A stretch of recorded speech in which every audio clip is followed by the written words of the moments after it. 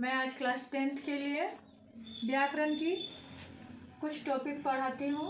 पहला टॉपिक है पदबंध। पदबंध किसे कहते हैं? वाक्य में एक से अधिक पद परस्पर मिलकर जब एक ही व्याकरणिक प्रकार करते हैं तो वे पदबंध कहलाते हैं। अब आप सोचेंगे कि व्याकरणिक प्रकार क्या है?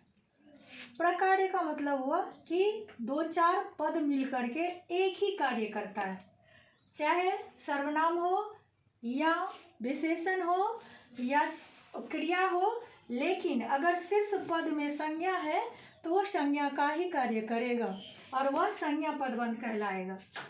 पदबंध के 5 भेद होते हैं। कितने भेद होते हैं?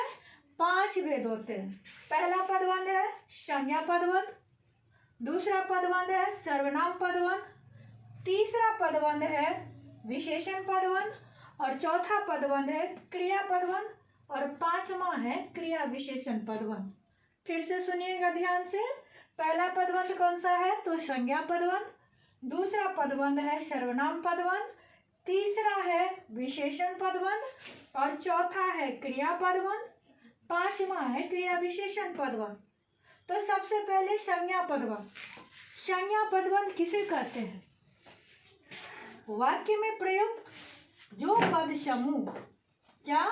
जो पद समूह संज्ञा का कार्य करते हैं और जिनके शीर्ष का अर्थ होता है मुख्य में संज्ञा पद होता है, वे संज्ञा पदबंध कहलाते हैं। जैसे बंगलुरु जाने वाली गाड़ी 2 घंटे देर से जाएगी।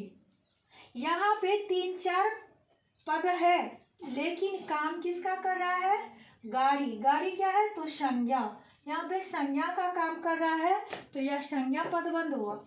दूसरा है दौड़ में भाग लेने वाले खिलाड़ी मैदान में आ गए। यहाँ पे भी दौड़ में कौन भाग ले रहा है? तो महत्व किसका है? खिलाड़ी का। महत्व खिलाड़ी का है, तो खिलाड़ी क्या हो गया? संज्ञा। तो संज्ञा हो गया, तो पदबंध कौन सा हुआ? संज्ञा पदबंध।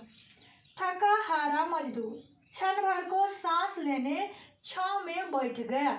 यहाँ पे पूरा लाइन में छांव में बैठ गया, लेकिन कौन बैठ गया? तो मजदूर बैठ गया। कौन बैठ गया? मजदूर बैठ गया। तो मजदूर क्या है? संज्ञा है, इसलिए यह भी क्या है? उदाहरण संज्ञा पदबंध का।